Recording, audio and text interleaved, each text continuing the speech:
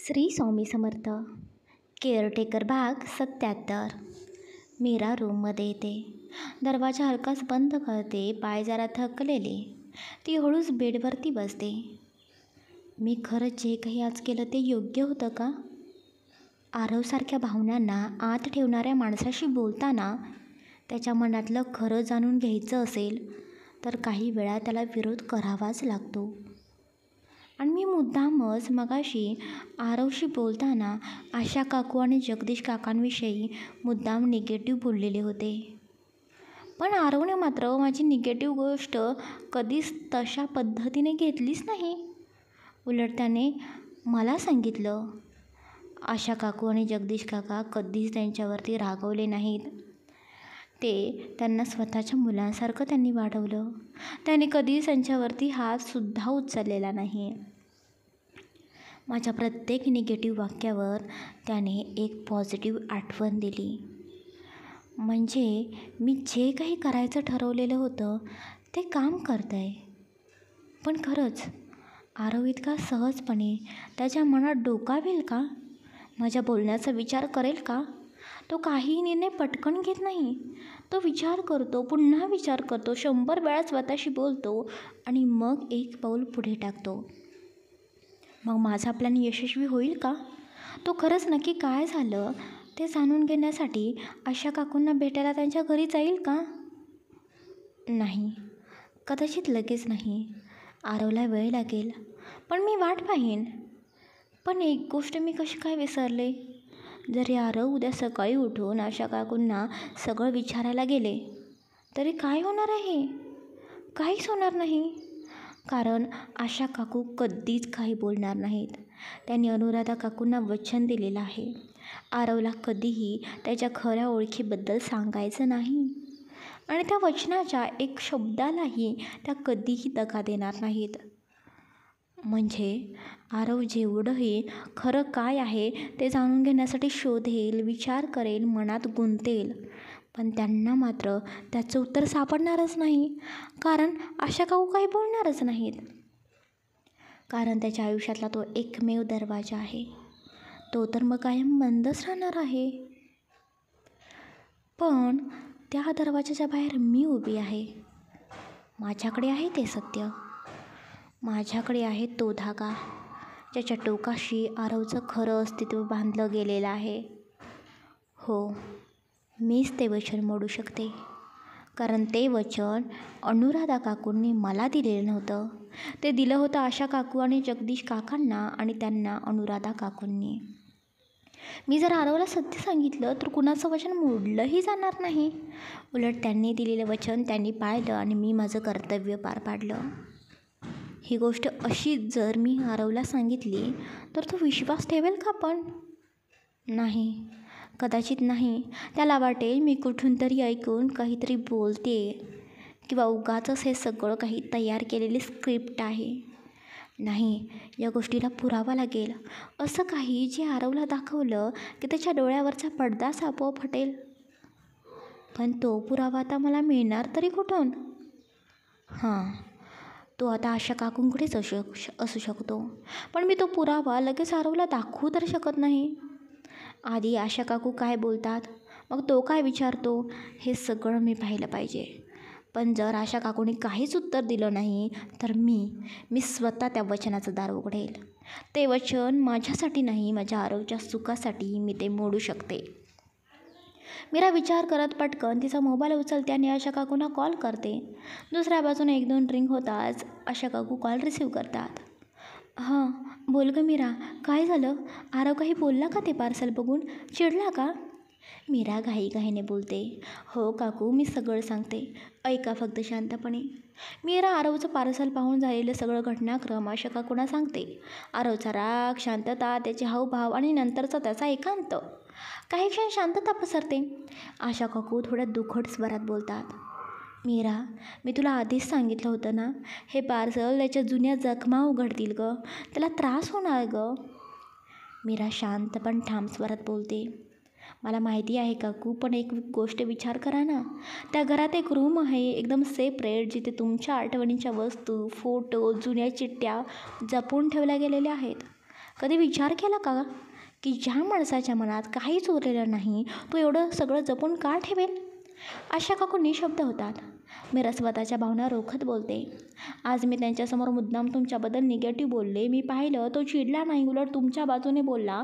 मला जराही वाटलं नाही की त्याच्या मनात राग आहे तुमच्याबद्दल. तो काही बोलत नाही पण मनात खूप काही दडवून ठेवतो. आशा काकू हळूच बोलतात. म्हणजे अजूनही काही शिल्लक आहे का? काकू, फक्त शिल्लक नाही, अजूनही त्याच्या मनात तुमचं खूप मोठं स्थान आहे. कदाचित तो फक्त व्यक्त करू शकत नाही पण तो विसरलेला नाही.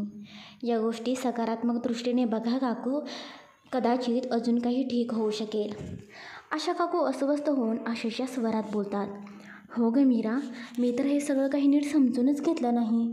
पण आता तू सांगतेस ते ऐकून वाटते खरंच माझा आरव परत येऊ शकतो का ग माझ्याजवळ? मीरा हळुवारपणे बोलते. काकू, मी आता ठामपणे काहीच सांगू शकत नाही. पण हो, मी त्याच्या मनात तुमच्याबद्दल एक भावना निर्माण करायचा प्रयत्न करत आहे आणि थोडंफार यशसुद्धा मिळाले. बघूया ना पुढे काय होतंय. आशा काकू क्षणभर थांबून भावूक होतात.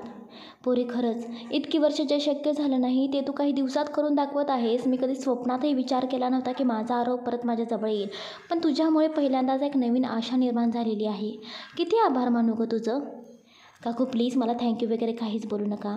मी फक्त इतकंच करते की एक आई आणि तिचा मुलगा पुन्हा एकत्र यावेत, एवढंच. त्यासाठी मला आशीर्वाद द्या, इतकंच पुरेसं आहे. थोडा क्षण शांततेचा जातो पण मीरा मनातल्या प्रश्नाने अस्वस्थ होती. पण काकू, एक गोष्ट विचारायची होती आणि खरं सांगाय तर माझ्या मनात सतत घर करून बसले. हो ग मीरा, विचार ना, काय झालं? काकू, त्या दिवशी तुम्ही सांगितलं होतं ना, अनुराधा वहिनीने तुम्हाला वचन दिलं होतं की आरवचा सांभाळ तुम्ही करायचा आणि त्यांनीच सांगितलं की तुम्ही त्याचे खरे आईवडील म्हणून त्यांना वाढवा. पण हे सगळं फक्त बोलून सांगितलं होतं का? मीरा थोडं खोल जात विचारते. म्हणजे याचं काही ठोस पुरावा, कुठली चिठ्ठी, कागद, ऑडिओ काही असं नाही आहे का जे बघितल्यावर आरवच्या मनात खात्री निर्माण होईल की हो, अनुराधा वहिनींनी असंच सांगितलं होतं? आशा काकू थोडं आठवत पण भावूक होत बोलतात. तसा ठोस पुरावा म्हणशील तर आहे. एक लॉयर आहे. अनुराधा वहिनी हॉस्पिटलमध्ये होत्या तेव्हा त्यांना हे जाणवलं होतं की त्यांच्याकडे फार वेळ उरलेला नाही. त्यांनी सांगितलं होतं की माझ्या मुलाचा सांभाळ तुम्हीच करा आणि तेव्हा त्यांनी त्या लॉयरसमोर सगळी कागदपत्र तयार करून घेतली आणि निलेश भाऊजींची सगळी प्रॉपर्टी आमच्या नावावर केली आणि त्याचवेळी त्या लॉयरला सांगून आरवला अधिकृतपणे आम्हाला दत्तक दिलं असं कागदांमध्ये नमूद केलं, त्यांच्या सहीसकट. त्यामुळे त्यात कोणीही शंका करण्याचं उरलंच नाही. मीरा चकित होत बोलते. हे तर खूप मोठं कारण आहे काकू. मग ते लॉयर अजूनही आहेत का? आणि ते पेपर्स? आशा काकू हलकीशी हसत बोलतात. हो हो, ते अजूनही आहेत. पेपर्स त्यांच्या जवळ ठेवले कारण ते घरी ठेवले असते, हरवले असते तर उगीच काही प्रॉब्लेम झाला असता ना, त्यामुळे काळजी घेतली. आणि आरवला जेव्हा त्याला समजलं की तो आमचा जन्मता मुलगा नाही, तो घर सोडून निघून गेला. पण मी मात्र दर महिन्याला त्याला पत्र पाठवत राहिले आणि त्याच दिवशी जेव्हा तो 18 वर्षाचा झाला त्याच्या बर्थडेच्या दिवशी मी एक पत्र पाठवलं आणि त्याच्यासोबत त्या सगळ्या प्रॉपर्टीचे कागदसुद्धा पाठवले. काकू, मग त्याने ते पेपर्स फाडले की त्यांच्याकडे अजूनही आहेत? आशा काकू निश्वास टाकत बोलतात. माहिती नाही गं, उत्तर कधी दिलं नाही त्याने, पण मी त्या दिवशी आशेने ते पाठवले होते. आजही वाटतं कदाचित त्याच्याकडे असतील, त्याच्या खोलीत, कपाटात कुठेतरी. मीरा संयम पण ठाम स्वरात बोलते. काकू, सध्या आपल्याला प्रॉपर्टीचे पेपर्स महत्त्वाचे नाहीत, पण एक पेपर्स आहेत जे खूप महत्त्वाचे आहेत. आशा काकू गोंधळून विचारतात. कुठले पेपर्स मीरा? तेच पेपर जे दाखवतात की तुम्ही आरव सरांचे कायदेशीर आईवडील आहात. अनुराधा बहिणींनी स्वतःहून तुम्हाला दत्तक पालक म्हणून मान्य केलं होतं. हे जे प्रूव्ह करतात ते पेपर्स आपल्याला आता गरजेचे आहेत. आशा काकू सावधपणे बोलतात. पण मीरा, हे पेपर्स घेऊन काय करायचं आहे आपण फक्त आरवला समजावून सांगायचं आहे, हे दाखवायचं नाही. अनुराधा बहिणींचं वचन मोडायचं नाही. मीरा शांतपणातून हललेली होती. काकू, मला माहिती आहे ते वचन तुमच्यासाठी किती मोठं आहे, पण ज्या पद्धतीने आरव सरांना सत्य समजलं ते चुकीचं होतं ना. अनुराधा वहिनींना जर हे सगळं आजवर बघता येत असतं तर त्यांनाही वाटलं असतं की त्यांच्या मुलाच्या मनात आज जो त्रास आहे तो नाहीसा व्हावा. काकू तुम्ही एकदा त्या लॉयर काकांना भेटा, त्यांना घरी बोलवा आणि ते पेपर मागून घ्या. त्यांना सांगा की ते काही वेळासाठी आपल्या जवळ हवेत. आरव सर कधीतरी तुमच्याशी बोलतील, कदाचित विचारेल ही माझ्याशी खोटं का बोललात. तेव्हा आपल्याला त्यांना खरं सांगूया, सगळं सांगूया. त्या क्षणासाठी हे पेपर्स हवेत काकू. ते पुरावे नाही तर सत्य स्पष्ट करण्याचे लागणारी एक चावी आहे. आशा काकू हळूच डोळे पुसतात. माझ्या मनात फार द्वंद्व चालले मीरा. एकीकडे अनुराधाचं वचन आणि दुसरीकडे माझा मुलगा, त्याचा तो डोळ्यातील प्रश्न. का गं मीरा, काय एवढं गुंतागुंतीचं आयुष्य आहे? कारण काकू नातं हे असंच असतं आणि खरं असलं की ते सोपं नसतं कधीच. पण आपण ते थांबवू नये ना. आपण सुरुवात करूया. तुम्ही लॉयर काकांना बोलवा आणि जेव्हा वेळ येईल तेव्हा सगळं सांगून टाकूया आरव सरांना. त्यांच्या आयुष्यातील सगळ्यात मोठ्या प्रश्नाचं उत्तर, त्यांच्या आईचं खरं उत्तर. नाही नाही मीरा, मी अनुराधा बहिणीचं सत्य नाही मोडू शकत. काहीही झालं तरी मी नाही त्यांचा शब्द मोडू शकत. त्या ज्या पद्धतीने मला बोलत होत्या ना, ते अजूनही माझ्या मनामध्ये जसंच्या तसं जपून ठेवलं आहे मी. काकू प्लीज, तुम्ही समजून घेण्याचा प्रयत्न करा. तुम्ही वचन मोडलं नाही आहे खरंच. तुम्ही स्वतःहून काही सांगितलं नाही ना. आरव सरांना ती गोष्ट आपोआप समजलेली आहे, पण अर्धवट. त्यांना जे समजलं ते फक्त नकार, फक्त विसर, फक्त फसवणूक. पण त्या पाठीमागचं प्रेम, त्याग आणि त्यांना वाचवण्यासाठी घेतलेला निर्णय, हे सगळं त्यांना अजून कळलेलं नाही. तेच आपल्याला सांगायचं आहे आणि तेही योग्य वेळी. तुम्हाला जर वाटत असेल की तुम्ही तुमचं वचन मोडणार तर मी काहीही तुम्हाला फोर्स करणार नाही. पण तरीही माझ्यासाठी प्लीज लॉयर काकांना एकदा घरी बोलवा आणि ते पेपर्स मागून ठेवा. आपण ते दाखवणार नाही अजून, फक्त ठेवूया ना जवळ. आशा काकू हळू आवाजात बोलतात. मीरा, तू म्हणतेस तसंच होईल का गं खरंच? मीरा निश्चयपूर्वक म्हणते. होईल काकू, फक्त तुम्ही माझ्यावर एक छोटासा विश्वास ठेवा. बरं ठीक आहे. मी उद्या त्या लॉयरला घरी बोलवते आणि पेपर्सही मागवते. पण तूही माझा शब्द तसाच जप, वचन मोडू नकोस. थँक्यू सो मच काकू. प्लीज हे लवकर करा आणि बघूया आरव सर पुढे काय बोलत आहेत. त्यांच्या मनात परत काही हलतं आहे. मी कळवते तुम्हाला सगळं. बाकी तुम्ही तुमची काळजी घ्या. मीरा बोलून कॉल कट करते. मोबाईल मीरा हलकेच बाजूला ठेवते. खोलीत फक्त टेबल लॅम्पचा सौम्य प्रकाश, हवेत एक गूढ शांतता, खोलीत वाऱ्याचा मंद आवाज आणि घड्याळाचा टकटक. मीरा उशीवर हात ठेवून छताकडे पाहत विचारात मग्न असते. तिचे ओठ हलकेच हलतात. ती स्वतःशीच बोलत असते. आशा काकू तर हे वचन मोडायला तयारच नाहीत. मग मी त्यांना सांगू का? काकू वचन मोडा आणि सत्य आरव सरांना सांगा. नाही, असं मी त्यांना फोर्स नाही करू शकत. ते वचन त्यांचं आणि अनुराधा काकूंचं एक पवित्र नातं आहे. ती हलके श्वास घेते. डोळे मिटत जातात पण विचार थांबत नाहीत. पण आरव सर, त्यांच्या आयुष्यात किती प्रश्न आहेत, किती गोंधळ, किती राग आणि त्यांना उत्तरं हवेत, खरी स्पष्ट प्रेमाने भरलेली. मग मलाच काहीतरी केलं पाहिजे. मीच काहीतरी करेन. दुसऱ्या दिवशी सकाळी मीरा 7च्या सुमारास उठते. उठता उठता थोडीशी आळसावलेली असते, पण पटकन फ्रेश व्हायला ती बाथरूममध्ये जाते. अंघोळ करून येते आणि एक छानसा साधा ड्रेस घालून तिच्या खोलीतून बाहेर येते. खालच्या किचनमध्ये जाण्याआधी ती थोडंसं थांबते. आरव उठलेला आहे का हे बघायला. ती अलगद आरवच्या रूमच्या दारात डोकावते, पण रूममध्ये कुणीच नव्हतं. आरव तिथे नाही. जिममध्ये गेला असावा. ती मनाशीच विचार करते. हे ओळखून ती सरळ किचनमध्ये येते आणि ब्रेकफास्टची तयारी करू लागते. टेबलवर सगळं नीट सजवून ठेवताना मनात विचार करत असते की आजचा दिवस आरवसाठी छान जावावा. काही वेळातच आरव खाली येतो.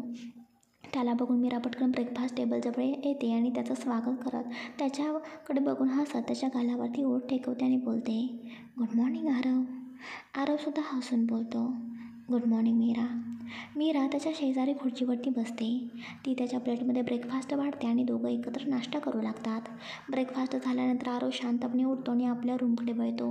आज तो काहीसा गंभीर वाटत होता, नेहमीसारखा आरवसारखा नाही. मीराचं लक्ष जातं. ती हलक्या पावलाने त्याच्या मागे जाते आणि अलगदपणे थांबवत विचारते, आरव ऐका ना, टिफिनमध्ये तुमच्यासाठी काय बनवू? आणि आज तुम्ही कुठे मीटिंगला जाणार आहात का? म्हणजे मी आज तुमच्यासोबत ऑफिसला येऊ शकते ना? आरव काही क्षण गप्प राहतो. तो थांबतो, पण मागे न वळता तो फक्त बोलतो, नाही मीरा, आज मी ऑफिसला जाणार नाही. टिफिनची आज गरज नाही. आरवचं बोलणं ऐकून मीरा गोंधळते. पण आरव, आज तर सोमवार आहे ना, आणि मंडेची तुमची खूप काही कामं असतात. मग का नाही जाणार तुम्ही ऑफिसला?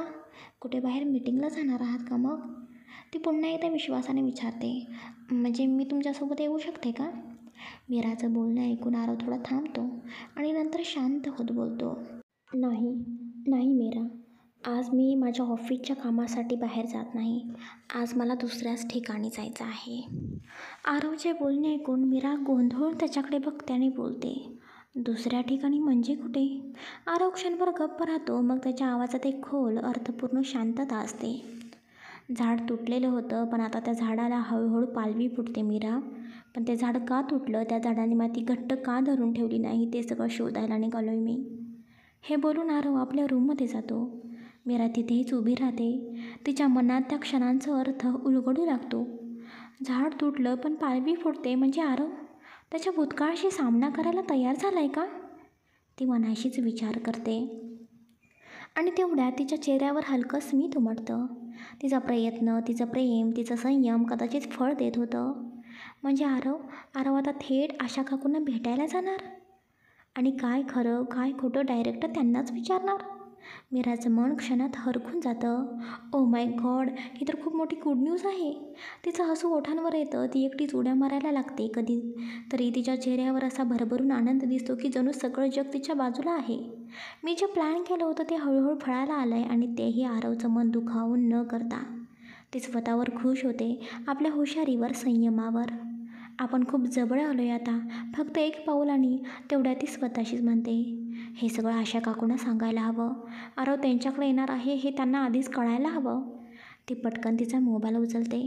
पण क्षणभरातच तिचं मन ताठ होतं. चेहऱ्यावर गंभीरतेचा झरझर सावट पसरतं. पण कालच तर आशा काकू म्हणाल्या होत्या की त्या वचन मोडायला तयार नाहीत, अनुराधा काकूंविषयी काही सांगणार नाहीत. ती थांबते, डोळे मिटून खोल श्वास घेते. मग आरवला सत्य कसं समजेल आणि एवढ्या सहजपणे त्यांचं मनही बदलणार आहे का? मीरा आतून थोडी घाबरते. काकूंना मी लॉयर बोलवा म्हणून सांगितलं होतं, पण एवढ्या सकाळी लॉयर आलाच नसेल आणि त्यांनी कदाचित काही सांगितलंही नसेल अजून. ती डोळे मिटून कपाळावरती हात ठेवते. माझ्याकडे वेळ खूप कमी आहे. आरव त्यांच्या घरी पोचायच्या आधी काहीतरी केलं पाहिजे. ती पटकन आशा काकूंना कॉल करते, पण नो ॲन्सर. ती परत कॉल करते, नो ॲन्सर. आशा काकू प्लीज कॉल उचला. तिचा स्वर थरथरत होता. ती पुन्हा कॉल करते, पुन्हा पुन्हा पुन्हा, पण आशा काकू फोन रिसीवच करत नव्हत्या. आता मात्र मीराची चिडचिड होत होती. हतबलतेने तिने फोन जोरात बेडवरती फेकून दिला. डोळ्यात पाणी तळायला लागलं. हे काय चाललंय? देवा, काय कसली परीक्षा घेतोय माझी? ती स्वतःशीच बोलते. माझ्याकडे त्यांचा ॲड्रेससुद्धा नाही. मी आरवच्या आधी त्यांच्या घरी जाऊसुद्धा शकत नाही. आणि आरव तिथे पोहोचून काही चुकीचं परत आणखीन समजून घेतले तर परत गैरसमज होतील. ती हातातला मोबाईल पुन्हा उचलते. थरथरत्या बोटांनी परत एकदा डायल करते, नो ॲन्सर. काकू, एकदा तरी रिसीव्ह करा. तिचा आवाज आता जवळपास रडवलेल्या स्वरात बदलतो. ती कपाळावरती हात ठेवून सोफ्यावर बसते. डोळे बंद करून विचार करत राहते, काय करू मी आता? खरंच काकू त्यांचं वचन मोडतील का? आरव त्याला सत्य समजेल का, की अजून एक गैरसमज त्याच्या हृदयात रुजेल? काय करू मी, काय करू? मीरा अजूनही तिच्या विचारांच्या गुंत्यात होती. फोन न लागल्यामुळे मन अजूनही अस्वस्थ होतं. तेवढ्यात आरव तयार होऊन वरच्या रूममधून खाली येतो. मीरा त्याला बघते आणि पटकन उठून विचारते, आरव, तुम्ही तुमच्या आईकडे म्हणजे आशा काकूंकडे निघालेला आहात का? आरव शांतपणे मान हलवतो. आता आजच सगळं क्लिअर करायचं आहे. कोण खरं, कोण खोटं, सगळंच. तो दरवाजाकडे वळतोच. तेवढ्यात मीरा घाईघाईने पुढे येते. ऐका ना आरव, थांबा, मी पण येते ना तुमच्यासोबत. आरव क्षणभर थांबतो. मागे वळून तिच्याकडे पाहतो. त्याच्या नजरेत अजून गंभीर शांतता होती. नको मीरा, तू इथेच थांब. मीरा जवळजवळ विनवणी करत पुढे येते. प्लीज आरव, मला काळजी वाटते तुमची. मला माहिती नाही तिथे काय होईल, पण मी तुम्हाला एकटं नाही जाऊ शकत. प्लीज मला येऊ द्या ना तुमच्यासोबत. आरव थोडा वेळ तिला नुसताच बघत राहतो. नंतर एक दीर्घ श्वास घेतो आणि थोडीशी मान हलवतो. ठीक आहे. हे ऐकताच मीरा चक्क हलकीशी हसते. ती पटकन तयार होते आणि दोघं गाडीमध्ये बसतात. गाडी निघते आशा काकूंच्या घरी. गाडी चालू असताना मीरा देवाजवळ मनात प्रार्थना करत होती, सगळं काही नीट होऊ दे. जेवढा वेळ थांबले तेवढं सत्य आता बाहेर पडू दे. तिचं मन एकाच वेळी आशावादी आणि घाबरलेलं होतं. तर दुसरीकडे आरव मात्र गप्प शांत खिडकीबाहेर बघत होता. त्याचे डोळे झाडांवर नव्हते. त्याचे विचार भूतकाळात फिरत होते. आत्तापर्यंत जे काही ऐकलं, अनुभवलं, खोटं होतं का? खरोखर काही लपवलं असेल का? की अजून एक दुःख माझी वाट बघतंय? त्या क्षणी गाडीत फक्त शांतता होती. एक डोळे मिटून प्रार्थना करणारे मीरा आणि एक स्वतःशी झगडणारा आरव. काही वेळातच आरव आणि मीरा यांची गाडी एका भव्य मेन्शनसमोर थांबते.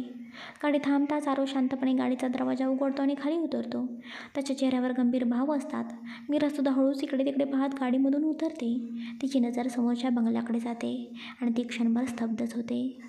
हे किती मोठं घर आहे, अगदी महालासारखं. तो बंगला खरोखरच थाटात होता.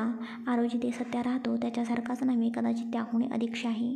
मोठं लोखंडी गेट, सफाईदार मोठं गार्डन, फुलांनी भरलेल्या रस्त्याच्या दोन्ही बाजूचे ताटवे आणि घराच्या मुख्य दरवाजाजवळ उभे असलेले 2 बॉडीगार्ड्स. हे सगळं पाहून मीराला मोठा धक्काच बसतो. हे खरंच आशा काकूंचं घर आहे? ती थोडीशी बुचकळ्यात पडलेली आरवच्या मागून सावकाश चालत जाते. मीराचं लक्ष बंगल्याच्या दारावर कोरलेल्या नावाकडे जातं, राज्याध्यक्ष मेन्शन. मीरा थांबते. तिच्या पावलांनी आपोआप ब्रेक घेतला. राज्याध्यक्ष म्हणजे हे खरंच आरवच्या मोठ्या कुटुंबाचं घर आहे. किती मोठं नाव आणि किती मोठा दबदबा. तिचं लक्ष आरवकडे जातं. तो काहीच बोलता न कुणाकडे बघता सरळ मुख्य दरवाजापाशी पोहोचतो. सुरक्षा रक्षकाने त्याला पाहिलं आणि अगदी आदराने हलकं वाकून त्याचे स्वागत केलं. Good morning sir. मीरा अजूनही त्याच्या मागे थोडी लपून थोडी संकोचात चालत असते. इथे सुद्धा आरवला सर म्हणतात, एवढा आदर? ती हळूच त्याच्या मागे उभी राहते. आरव अजूनही काहीच बोलत नाही. त्याच्या डोळ्यामध्ये एकच उद्देश आहे, आज सत्य उघड करायचं आहे. आरव थेट मुख्य दरवाजासमोर जाऊन थांबतो. तो न बोलता बाजूला असलेल्या डोअर बेलकडे हात नेतो आणि हलकेच ती बेल दाबतो. पाठीमागे मीरा शांतपणे उभी, पण तिची छातीत धडधड सुरू होती. ती आता प्रत्येक क्षणात एक गूढ सत्य उलगडेल याची जाणीव घेऊन थांबली होती. काय होईल आता? काकू खरंच काही बोलतील का? काही क्षणांनी दरवाजा उघडतो. मीरा थोडीशी वाकून तिरकी होते. कोण आलंय? कोणी दरवाजा उघडला ते पाहण्यासाठी. समोर एक सर्वसामान्य साधं वस्त्र घातलेली बाई उभी होती. चेहऱ्यावर हसरा भाव होता. तिने आरवला पाहिलं आणि अगदी मनापासून आनंदाने म्हणाली, आरव साहेब तुम्ही? त्यातल्या साहेब शब्दावर मीराचं लक्ष जातं. म्हणजे ही बाई घरात काम करणारी असावी, ती मनात विचार करते. तेवढ्या ती बाई आत वळते आणि जोरात हाक मारते, बाईसाहेब, दादासाहेब, पहा ना कोण आले. त्या क्षणी घराच्या हॉलमध्ये बसलेले आशा काकू आणि जगदीश काका दोघंही आवाज ऐकून सावध होतात. ते दोघं काही क्षण एकमेकांकडे पाहतात. त्या बाईच्या तोंडून आरव हे नाव ऐकताच दोघांच्याही मनात धस्स झालं. तो खरंच आलाय? क्षणाचाही विलंब न करता ते दोघं हॉलमधून उठतात आणि दरवाजाजवळ येतात. मीरा आता आरवच्या थोडं मागे उभी होती. तिचं लक्ष वळतं समोर येणाऱ्या त्या 2 व्यक्तींकडे. समोर उभ्या असलेल्या स्त्रीला ती ओळखते. ती म्हणजे आशा काकू. मीराचं हृदय हलकंसं होतं. ती आता काकूंच्या नजरेत आरवला पाहू लागलेली होती. आणि दुसऱ्या बाजूला एक रुबाबदार, पांढऱ्या केसांचा, गंभीर चेहरा असलेले गृहस्थ. मीरा त्यांना पाहताच काहीशी गोंधळते, पण क्षणात तिच्या मनात चमकतं, हेच आहे जगदीश काका. मी त्यांना फक्त फोटोमध्ये पाहिलं होतं, पण प्रत्यक्षात समोर उभं असलेलं ते व्यक्तिमत्व तेच होतं. तब्बल 15 वर्षांनी आरव समोर उभा होता. दरवाजाजवळ उभ्या आशा काकूंच्या डोळ्यात अश्रू दाटले होते. त्याने आरवकडे पाहिलं, पाहतच राहिल्या. त्यांचा आवाज थरथरला. त्यांनी हळूच बाजूला उभे असलेल्या जगदीश काकांकडे पाहिलं आणि शब्द फुटले, अहो तुम्ही जे बघताय ते खरंच आहे का? का मी स्वप्न बघते? त्यांचा स्वर चपळपणे न कळत भावनांना भरला होता. जगदीश काकांच्या डोळ्यातसुद्धा पाणी होतं. त्यांनी गहिवरलेल्या आवाजात हळूच मान हलवत उत्तर दिलं, हो आशा, समोर आपला आरव उभा आहे. त्या क्षणी आशा काकूंच्या ओठांवर एक हसू फुटलं, एक विलक्षण शांततेतला जीवाभावाचा हर्ष. त्यांनी थरथरत्या पावलांनी एक पाऊल पुढे टाकलं आणि हळूच बोलल्या, आरव बाळा. पण आरवचा चेहरा मात्र पूर्णपणे निर्विकार होता. ना चेहऱ्यावर आश्चर्य, ना हसू, ना राग, ना वेदना, फक्त शांत स्थिर नजरा. तो काहीच न बोलता, न कुणाच्याही भावनांना प्रतिसाद न देता सरळ दरवाजाच्या आत चालत जातो. तब्बल 15 वर्षानंतर आरवचं पाऊल त्या घरामध्ये पडत होतं. त्या प्रत्येक पावलात एक न बोललेली वेदना होती, एक अनुत्तरित प्रश्न होते आणि एक खोल रुतलेला तुटलेपण दडलेलं होतं. आरव घरात प्रवेश करतो. आशा काकू आणि जगदीश काका त्यांचा मुलगा परत आला आहे एवढंच त्यांच्यासाठी महत्त्वाचं होतं. त्यांच्या चेहऱ्यावरचा आनंद, त्यांची अश्रूंसोबत उमटणारी शांत हसू ते सांगत होते जे हरवलं होतं ते पुन्हा सापडलं आहे. स्वतःचा मुलगा तब्बल 15 वर्षांनी दारात उभा, कोणत्याही आईवडिलांना यापेक्षा मोठा आनंद काय असणार. आशा काकूंच्या डोळ्यातून अश्रू वाहत होते. ते फक्त दुःखाचे नव्हते, ते वर्षानुवर्ष दडपलेल्या आठवणी, पश्चाताप आणि आतल्या कोपऱ्यात उरलेल्या आशेचे होते. जगदीश काकाही थोडं मागे उभे होते, पण चेहऱ्यावर भाव मिश्र होते. आश्चर्य, शंका आणि हळूवार प्रेम. आरव घरात प्रवेश करताच आशा काकू नकळत त्याच्याजवळ धावत जातात. आरव, आरव बाळा, त्या ओलवल्या स्वरात बोलतात. पण तेवढ्यात आरव त्यांच्याकडे न पाहताच त्याचा हात पुढे करतो. एका क्षणात त्यांचा उत्साह थांबतो. त्या थांबतात. मीरा बाजूला उभी राहून हे सगळं बघत होती. आरवचा हा थंडपणा, त्यांचं न जवळ येऊ देणं, तिचं मन थोडं काचतं. त्याच्या डोळ्यात इतकं दुःख दडलेलं आहे की प्रेमाचाही स्पर्श त्याला टोचतोय. तरीही आशा काकू स्वतःला सावरतात. हळूच बाजूला थांबत बोलतात. आरव बाळा, तू आलास हेच खूप आहे रे. तू इथे आल्यानंतर काय सांगू, इतकं समाधान वाटतंय. इतक्या वर्षांनी मी माझ्या मुलाला अगदी माझ्यासमोर पाहते, नाहीतर रोज TV वरती फोटो बघत असायचे. त्यांचा गळा भरून येतो, पण तरीही चेहऱ्यावर एक समाधान असतं. जगदीश काका थोडं पुढे येतात. ये रे बाळा, ये ना, आतमध्ये ये ना नीट, बस इथे सोफ्यावर. काय हवंय तुला खायला? गुलाबजामुन, खीर? आशा काकू पटकन म्हणतात. हो ना, मी अजूनही तुझ्या हातचं आवडतं तेच रोज करत असते रे. पण आरवच्या चेहऱ्यावर अजूनही एकही भाव नाही. तो शांत पण रोखून थेट बोलतो. इथे मी पाहुणचार घ्यायला आलेलो नाही. मला माझ्या प्रश्नांची उत्तरं हवी आहेत. काय खरं, काय खोटं ते समजून घेण्यासाठी मी इथे आलेलो आहे. क्षणभर शांतता पसरते. मला हे घर सोडून कित्येक वर्ष झाली. मी ते परत येणारच नव्हतो हे मी स्वतःशी पक्क ठरवलं होतं. पण परिस्थिती अशी आली की मला यावं लागलं. माझं इथं पाऊल पडणंही माझ्या मनाविरुद्ध आहे. पण सत्य समजून न घेता मी स्वस्थ आता राहू शकत नाही. आरवचे कठोर आणि थेट शब्द ऐकून हॉलमध्ये एका क्षणासाठी भयंकर शांतता पसरते. त्याचे शब्द अजून हवेत घुंगावत होते.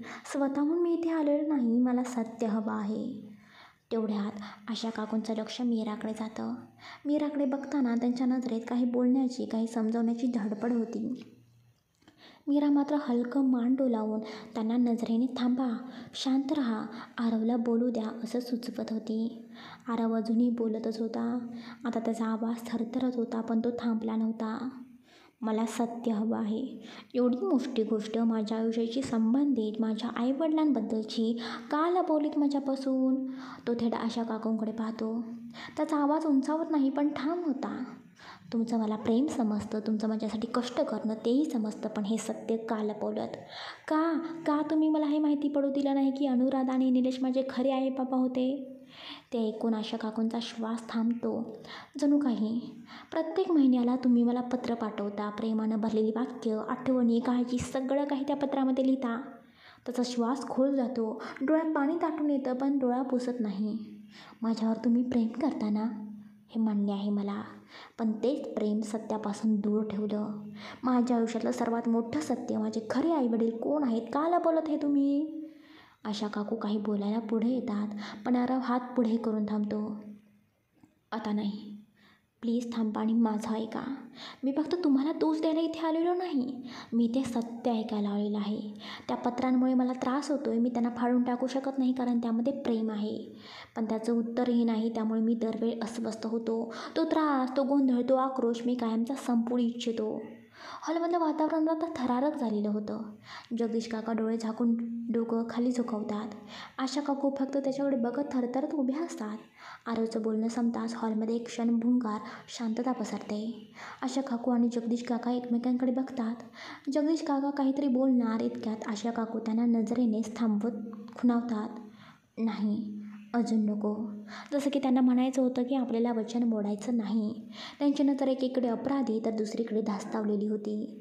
तिकडे मीरा सगळं पाहत होती. तिचा श्वास खोल खोल जात होता. तिचं मन आतून रडत होतं आणि ती मनाशीच आशा काकूंकडे बघत बोलत होती. आशा काकू, प्लीज प्लीज प्लीज एकदाच बोला प्लीज, माझ्या आरवसाठी. पण आशा काकू अजूनही मौन धारण करूनच उभ्या होत्या. आरवच्या चेहऱ्यावर आता तुटले पण सहज दिसत होतं. तो थेट बोलतो. तुम्ही काही बोलणार आहात की नाहीत? जर नाही बोलणार तर लक्षात ठेवा, माझ्याशी तुमचं आता काहीही नातं नसावं. त्याच्या आवाजात आता कडवट निर्धार होता. माझ्याकडे पुन्हा पत्र पाठवायचं नाही. माझ्यासमोर आता येऊ नका. तुम्ही माझ्यावर किती प्रेम करत आहे दाखवायची गरजच नाही. तुम्ही सत्य सांगणार नाही ना, तर मग कृपा करून माझ्या आयुष्यातून दूर राहा. या कठोर वाक्याने हॉलचं वातावरण अक्षरशः गारठून जातं. तेवढ्यात जगदीश काका न कळत एक पाऊल पुढे टाकतात. डोळ्यातून पाणी गळत असतानाही ते स्वतःला सांभाळत बोलतात. अरे बाळा, अरे बाळा, असं बोलू नकोस रे. तुझं असं बोलणं आमच्या काळजाला चिरडून टाकतंय रे. हो हो, आम्ही चुकलेलो असू रे, चुकलेलो असू. आम्ही तुला सत्य सांगितलं नाही, पण त्यामागे कारण होतं, मोठं कारण. आमचे हात खरंच दगडाखाली आहेत बाळा. प्लीज तू आता इथून नको जाऊस. तुझ्या पावलांनी हे घर पुन्हा श्वास घेते. हे दार वर्षानुवर्ष फक्त तुझी वाट बघत होतं. आज तू आलास तरी आता परत नको जाऊस. आम्हाला थोडं समजून घे. सत्य जपणं आमच्यासाठी गरजेचं होतं, पण ते दडपण आमच्यासाठी सुद्धा त्रासदायक होतं रे. आरव थरथरत बोलतो. असं काय कारण होतं की तुमचे हात दगडाखाली अडकलेले होते?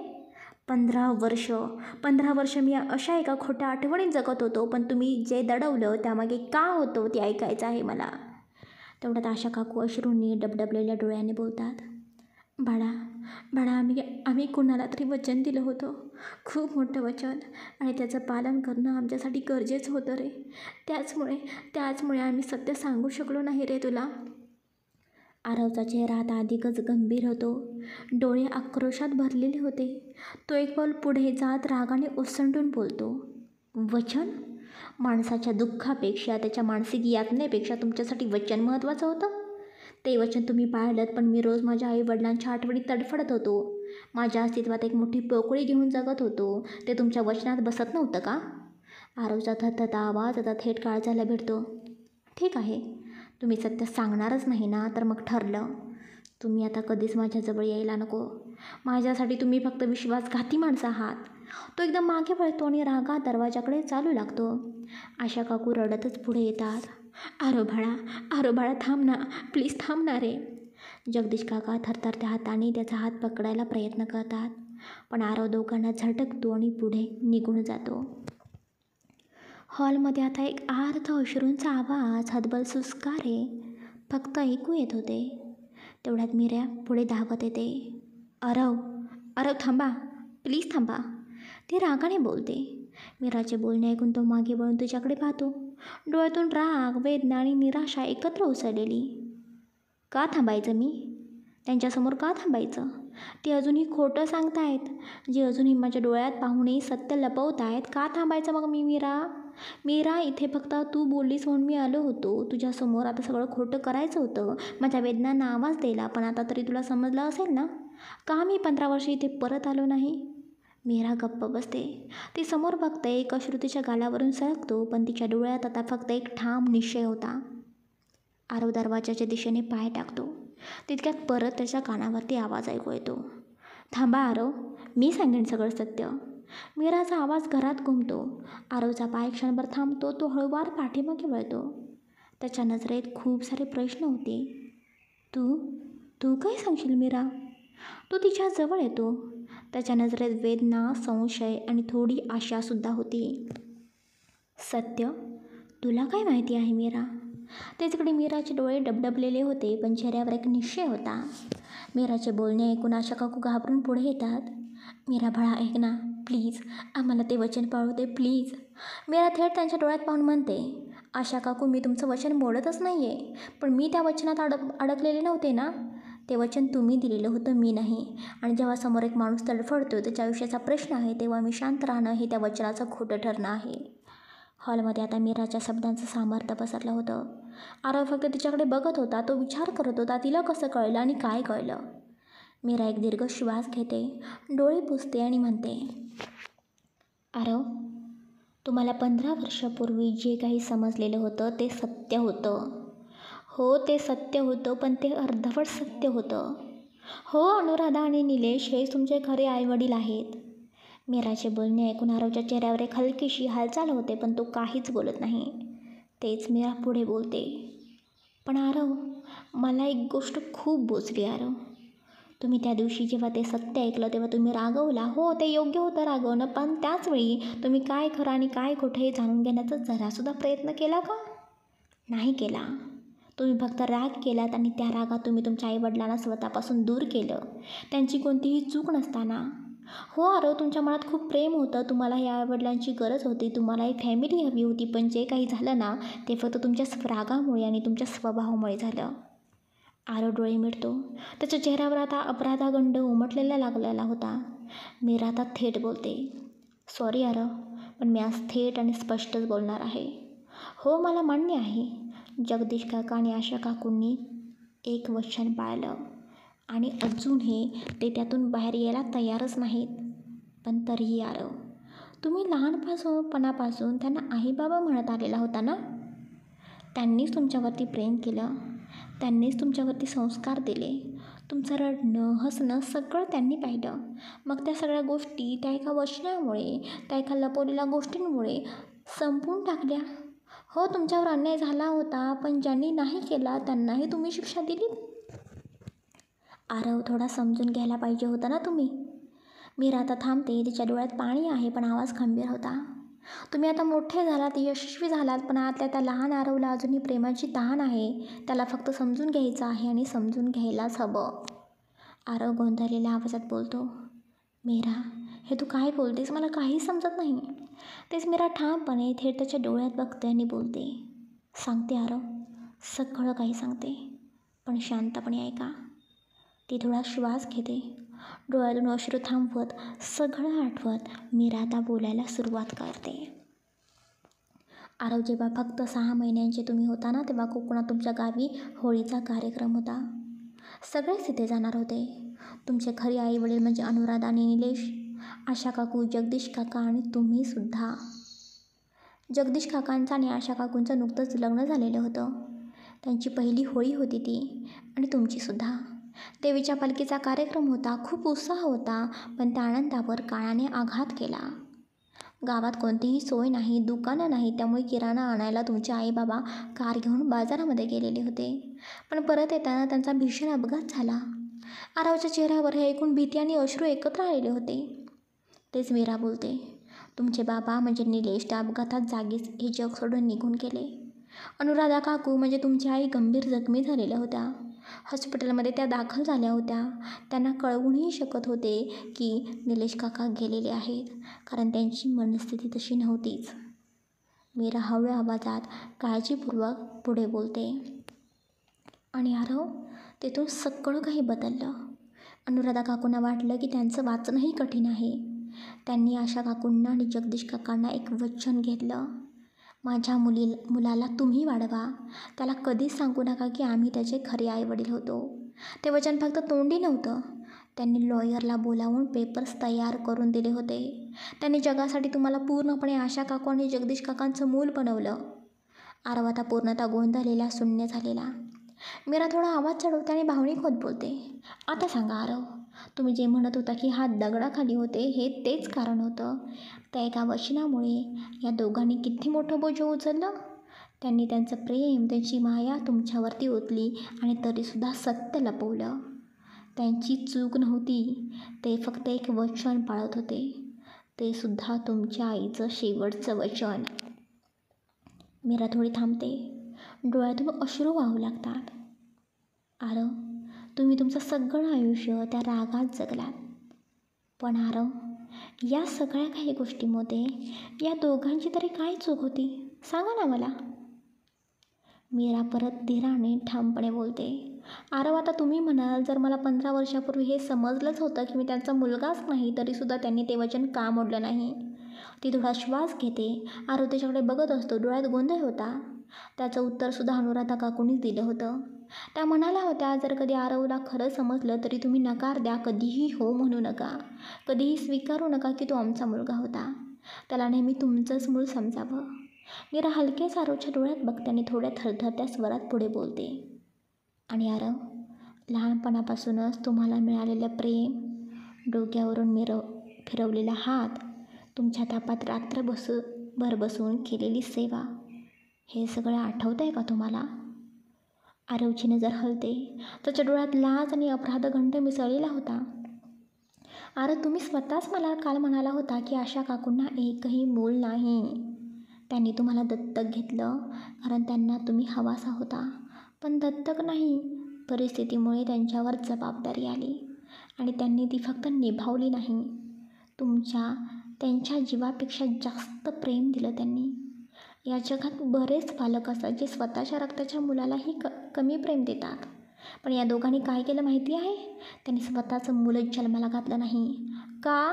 कारण एकदाही त्यांना वाटू नये की आपल्या रक्तावर जास्त प्रेम झालं आणि आरववर प्रेम कमी पडलं. त्यांनी आपल्या इच्छेला मारलं फक्त एक वचन निभावण्यासाठी, आणि ते वचन म्हणजे तुम्ही. मीरा थोडी थांबते, मग एकदम खोल आवाजात बोलते. आता सांगा आरव, यामध्ये त्यांचं काय चुकलं? आणि आरव, एवढंच नाही ना, काल तुम्हीच मला सांगितलेलं होतं की तुमच्या आईबाबा आणि या दोघांच्या नावावरची जी काही सगळी प्रॉपर्टी होती ती या दोघांनी तुमच्या नावावरती केलेली आहे. मग सांगा ना, जर या दोघांनी स्वार्थासाठी, मालमत्तेसाठी काही केलं असतं तर ती प्रॉपर्टी तुमच्या नावावरती आज असती का? मग सगळी प्रॉपर्टी अजूनही यांच्या नावावरतीच असते. तुम्हाला माहिती आहे जगात काय काय प्रकारचे लोक असतात, पण हे दोघं, त्यांनी तुमच्यावर एवढं प्रेम केलं की स्वतःच्या इच्छांनाही घाण टाकलं. स्वतःच्या अपत्याची इच्छा, स्वतःचं सुख, सगळं काही फक्त आणि फक्त तुमच्या एका हास्यासाठी त्यांनी सगळं काही बाजूला केलं. हो आरव, मला माहिती आहे तुम्हाला त्रास झाला खोटं बोलल्यामुळे, पण एखाद्याचं खरं प्रेम आणि त्याने लपवलेलं एक वचन यामध्ये फरक ओळखता आला पाहिजे ना. तुम्ही का त्यांचं प्रेम विसरलात? का फक्त त्या एका चुकीवर अडलात? आज मी हे वचन बोलले कारण माझ्यासमोर त्या दोघांनी आजवर चक्क भिंत उभी केले, ती अनुराधा काकूंच्या वचनाची. ते वचन त्यांनी पाहिलं, मी सुद्धा ते नाही तोडलं कारण ते वचन मला दिलंच नव्हतं कधी. आणि आज जे काही खरं होतं ते सगळं काही तुम्ही ऐकलेलं आहे आरव. आता आरव, तुम्हीच ठरवा, या दोघांना परत आई बाबा म्हणायचं की नाही? हे सगळं काही ऐकून त्यांच्या घरात म्हणजे इथे राहायचं की नाही? आणि स्वतःला त्यांच्या आयुष्यातील मुलगा मानायचं की नाही? आरव, आणि मला हे सुद्धा माहिती आहे, तुम्ही शब्दावर नाही तर सत्यावर आणि पुराव्यावर विश्वास ठेवता. तुमच्यासारख्या माणसाला विश्वास ठेव असं म्हणणं पुरेसं नसतं, त्यासाठी काही सिद्ध करता येईल असं हवं असतं. आणि म्हणूनच मी हे सुद्धा सांगायला आले आहे की त्यावेळी जेव्हा अनुराधा काकूंनी ते वचन दिलं तेव्हा एक लॉयर बोलावले गेले होते. त्यांनी ते सगळं लिहून ठेवलं होतं. त्या सगळ्या गोष्टींचे डॉक्युमेंट्स आजही आहेत, साक्षीदार आहेत, आणि ते लॉयर अजूनही जिवंत आहेत. हवे असेल तर तुम्ही स्वतः त्यांना भेटा. त्या कागदपत्रांवरचा प्रत्येक शब्द, प्रत्येक सही तुमच्यासमोर सत्य म्हणून उभं राहील. आरव फक्त मीराचं बोल ऐकत होता आणि त्याचं न बोलणं हेच खरं खूप काही बोलत होतं. हे असंही काही असू शकतं हे त्याच्या माहितीत नव्हतं. तिच्या एका शब्दानं जणू त्याच्या आत एक मोठं वादळ उठवलेलं होतं. 15 वर्ष जे काही त्याच्या मनात साठवून ठेवलं होतं ते आता एका क्षणात खोटं वाटायला लागलेलं होतं. खरंच मीच चुकलो होतो का? हा विचार त्याच्या मनात रेंगाळत होता. 15 वर्ष तो त्यांच्यापासून लांब राहिला आणि यांना नाही तर स्वतःला शिक्षा देत राहिला. मीराचं बोलणं ऐकताच ते उपस्थित आशा काकू आणि जगदीश काकांच्या डोळ्यातून अश्रू थांबेनासे झाले. ते स्वतःही जे काही बोलू शकले नसते ते आज मीराने त्यांच्या वतीने बोलून दाखवलेलं होतं. आरव मात्र शांत होता, डोळ्यांनीच विचार करत फक्त मीराकडे आणि मग त्या दोघांकडे पाहत होता. त्याचं असं शांत असणं बघून मीरा हळू आवाजात म्हणाली, आरव, जाऊ दे ना, तुम्हाला अजून हे सगळं चुकीचंच वाटत असेल ना. ठीक आहे, चला निघूया आपण घरी. ती वळायला लागते पण तेवढ्यात आरव नजर न हटवता फक्त आशा काकू आणि जगदीश काकांकडे पाहतो आणि थोडं थांबून म्हणतो, आई, बाबा. हे 2 शब्द तेवढंच बोललेला होता तो, पण त्या 2 शब्दांनी जगदीश काका आणि आशा काकू दोघांच्याही पायाखालची जमीन सरकलेली होती. काय करावं त्यांना सुचत नव्हतं. रडावं की हसावं? जाऊन त्याला मिठी मारावी की ते क्षण तसंच थांबवावं? त्यांच्या डोळ्यातून ओघळणारे अश्रू हे केवळ दुःखाचे नव्हते, ते होते पश्चातापाचे, आनंदाचे आणि शेवटी परत आलेल्या आपल्या मुलाच्या शब्दाचं समाधान देणारे. मीरा मागून सगळं पाहत होती. तिच्या चेहऱ्यावर एक मोठं समाधान होतं. आरवच्या तोंडून आई बाबा हे 2 शब्द बाहेर पडले होते. त्या शब्दाने जणू काळच थांबला होता. आशा काकू आणि जगदीश काकांचे डोळे पाणावले, पण अजूनही कोणत्याच प्रतिक्रिया देण्याआधीच आरव अचानक पुढे येतो, दोघांच्या समोर येऊन वागतो आणि त्याच्या पायांवर आपलं डोकं ठेवतो. माफ करा, माफ करा, खरंच मला माफ करा. त्याचा आवाज थरथरत होता, ओलसर झाला होता. मी चुकलो, खूप चुकलो. 15 वर्ष मी फक्त स्वतःला गुरतुटलं, पण त्याहून जास्त तुम्हाला त्रास दिला. तुमचं प्रेम नाकारलं, तुमची साथ झटकारली. खरं तर मी तुमचा मुलगा होण्याच्या लायकीचाच नाही. मी त्यालासुद्धा नाकारलं. तो रडत होता. एक मोठा यशस्वी माणूस, पण आतून पूर्णपणे तुटलेला मुलगा. आशा काकू आणि जगदीश काका स्तब्ध झालेले होते. त्यांना हे दृश्य सहनच होईना. आरव बाळा, हे तू काय करतोयस? आशा काकूंचं काळजीनं भरलेलं बोलणं आरव अजूनही त्यांच्या पायाशी होता. डोळे बंद, ओठांवर फक्त एकच शब्द होता, माफ करा. तेवढ्यात आशा काकू हळूच त्याच्या दोन्ही हातांना धरून त्याला वर उभं करतात. त्याच्या डोळ्यात अश्रू होते, पण चेहऱ्यावर केवळ माया आणि समजूतपणा होता. आरव बाळा, ते थोडा वेळ थांबून म्हणाल्या, आईवडिलांनी कधी माफी मागायची नसते रे, आणि तू चुकलास असं आम्हाला अजिबात वाटत नाही. तू तुझ्या जागी बरोबर होतास. जगातल्या कोणत्याही नात्याला वेळ लागतो पुन्हा जोडायला, पण तू आलास ना परत, एवढंच पुरेसं आहे. त्यांच्या आवाजात एवढी माया होती की आरवचा गळा पुन्हा दाटून येतो. तुझी जागा आमच्या पायाजवळ नाही रे आरव. आशा काकू त्यांचं चेहरा दोन्ही हाताने धरून बघतात. ती आमच्या कुशीत आहे. हे बोलताच त्या आरवला आपल्या कुशीत ओढून घेतात. एक प्रेमळ आधार देणारे, काळजापासून येणारी घट्ट मिठी. आरवही त्यांना तसंच घट्ट मिठी मारतो. जगदीश काका त्यांच्या दोघांकडे बघत निशब्द उभे होते. डोळ्यातून अश्रू ओघळत होते, पण ते सुद्धा पुढे येतात आणि पहिल्यांदाच त्या तिघांनी एकमेकांना जणू वाऱ्यापासून, काळापासून, दुःखापासून कवटाळलेलं होतं. ती मिठी केवळ शरीराची नव्हती, ती मनाची होती. आरवने इतकी घट्ट मिठी मारली होती की 15 वर्षाचा दुरावा, राग, गैरसमज, त्रास सगळं त्या मिठीत विरून गेलं होतं. ते तिघं रडत होते, पण तो रडवलेला सुद्धा गोड होता, कारण त्या अश्रूंमध्ये नव्यानं जुळलेलं नातं होतं. ते तिघं एकमेकांच्या मिठीत हरवले होते, अश्रूंनी डोळे भरलेले, पण त्या अश्रूंमध्ये आता फक्त वेदना नव्हत्या, त्यात राहतं होतं एक नवीन आशेचं गुज. मग थोडं मागे उभी असलेली मीरा त्या दृश्याकडे पाहत होती, शांत, स्थिर, पण डोळ्यातून पाणी थांबवता येत नव्हतं. तिच्या डोळ्यातून हळूवार अश्रू उकळत होते, पण ते दुःखाचे नव्हते, ते होते तिच्या तळमळीच्या यशाचे, प्रेमाच्या विजयाचे आणि नात्याच्या जुळवून पाहण्याच्या आलेले आनंदाश्रू होते. तिच्या मनातल्या त्या प्रत्येक प्रयत्नाचं फळ आज दिसत होतं. प्रत्येक वेळेस आरवचा राग सहन करणं, चुकीच्या शब्दांनाही गप्प बसून समजून घेणं, आईवडिलांबद्दल आरवच्या मनात असलेलं द्वेषाचं काळं धुकं हलवण्याचा प्रयत्न करणं, हे सगळं काही मीराने केलेलं होतं. हे सगळं आज एका मिठीने सार्थ केलेलं होतं. मीरा नकळत स्वतःशीच हसली आणि पुटपुटली, शेवटी जमलं, खरंच जमलं. तिच्या डोळ्यात आता एक समाधान होतं, जणू जग जिंकलं होतं. एक मुलगा पुन्हा आपल्या आईवडिलांच्या कुशीत परतला होता आणि हे नातं जुळवण्यात आपला छोटासा पण अनमोल हात होता. ही भावना तिच्या चेहऱ्यावर चंद्रासारखी चमकत होती. चला गाईज, आजचा हा भाग कसा वाटला नक्की मला भरभरून कमेंट्स करून सांगा. बाकी हा भाग सकाळी 9 वाजता येणार होता, पण झालं काय, मी जे काही फोटोज तयार केलेले होते ते सारखे मागे पुढे होत होते, त्यामुळे मी 4 ते 5 वेळा कथेला आवाज देऊन परत डिलीट केलेला आहे. त्यामुळे उशीर झाला आणि त्यात आजचा पार्टसुद्धा मोठा होता, त्यामुळे थोडी गडबड झाली. बाकी आजचा भाग कसा वाटला मला भरभरून कमेंट्स करून सांगा. मी जास्त टाईमपास न करता लवकरच आई वडील आणि आरव या तिघांना एकत्र आणलेलं आहे, त्यामुळे आज भरपूर कमेंट्स आल्या पाहिजेत बरं का, आरव आणि त्याच्या आई वडिलांसाठी आणि मुख्य म्हणजे मीराच्या प्रयत्नांसाठी. बाकी उद्याचा भागसुद्धा लवकरच पोस्ट होईल. Bye, take care.